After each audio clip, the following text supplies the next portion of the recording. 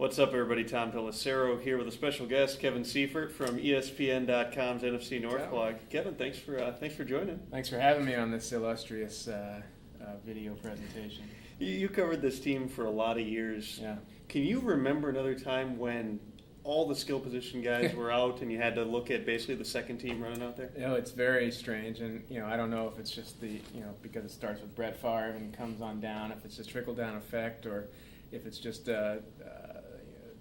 I don't know what it is, but people ask me, like, what do you think of the Vikings? How has camp been? I don't know. I haven't seen the Vikings yet. I've seen Albert Young run a lot as a running back. I've seen I almost call him Alvin Young. It shows you how much knowledge we have of the second team. I've seen Sidney Rice walking around the sideline. I've heard Percy Harvin's up in Eden Prairie somewhere. We obviously know the Favre situation. That's a lot of skill players. And Adrian Peterson, don't forget, Adrian Peterson hasn't done a whole lot. That's the core of their offense that isn't practicing. And that's not necessarily a death knell for the team, and it's not even necessarily bad, but it's sure hard to make an August evaluation of the team when you really haven't seen it. And you've already been to, this is the last stop on your camp tour, showing your clear bias against the Vikings, of course. I thought I'd save the best for last, but clearly it's the AAA Vikings I'm watching. So give me your thumbnail sketch of just the other three camps. Yeah, I started in Chicago, and those were the first 3 days of camp, and they were sort of continuing the installation of the Mike Martz offense, and so they were kind of in that mode of false start every other play, throw the ball 10 yards over a receiver's head, which is to be expected in the beginning of an offensive installation. I would hope that they're further along now. They've got some nice weapons on offense, but it's a lot. They have a lot of pressure to have it ready and rolling in week one. If they get off to a slow start with a new offense, that's not going to help Lovie Smith and his crew keep their jobs. So a lot of pressure on them to get things done quickly. Went to Detroit.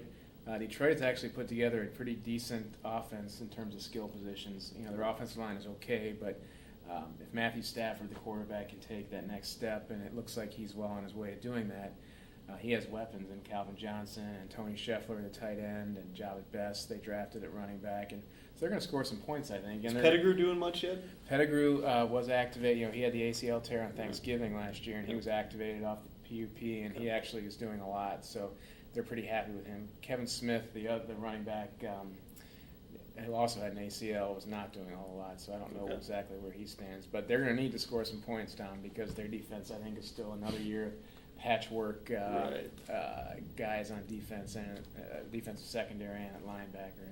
They went to the Packers, and I think the Packers are pretty stacked. They have some injuries. Clay Matthews is going to miss a couple weeks because of the hamstring deal that he had last year, but it certainly didn't hurt him last year. He ended up with 10 sacks in the Pro Bowl year, so I don't think we should panic, or anybody should panic about that. They have probably the best quarterback in the division in Aaron Rodgers, and you should always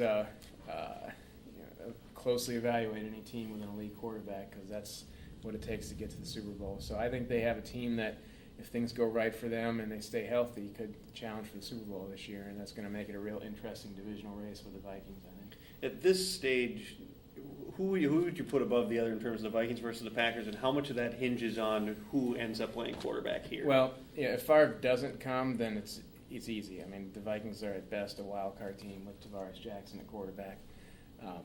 If he does come back, it's interesting, but I would still tend to lean the Packers' way. I think they made a lot of progress in the second half of last year.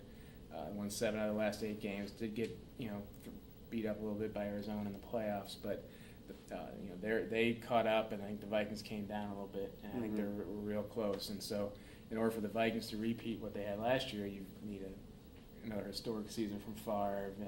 Sidney Rice, 80 catches, Percy Harvin, Rookie of the Year type numbers, Peterson, 1,300 yards. A lot of things have to happen. And we haven't seen any of those guys, so it's really tough to project. Right, and so that's kind of where I come from. I mean, they're two close teams that go either way, but I kind of like the Packers right now. Think Favre comes back? Yeah, I think he does. I think he's obviously making these guys squirm, and not for necessarily the intention of making them squirm, but they're all in with him. I mean, there's no, it's like in gambling terms, all the chips are in there. They don't have another option. If anyone thinks, and I can't imagine that they think that they could challenge the Super Bowl with Tavares Jackson at their quarterback, and just too much water under that bridge. And so I think eventually they'll talk him out of retiring.